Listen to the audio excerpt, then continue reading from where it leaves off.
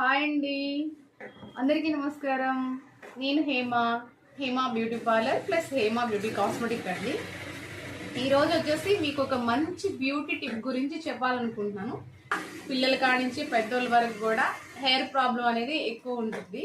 తో మీకు నేను చెప్తున్నానండి. నా సెలూన్ వచ్చేసి 12 years అయింది పెట్టి.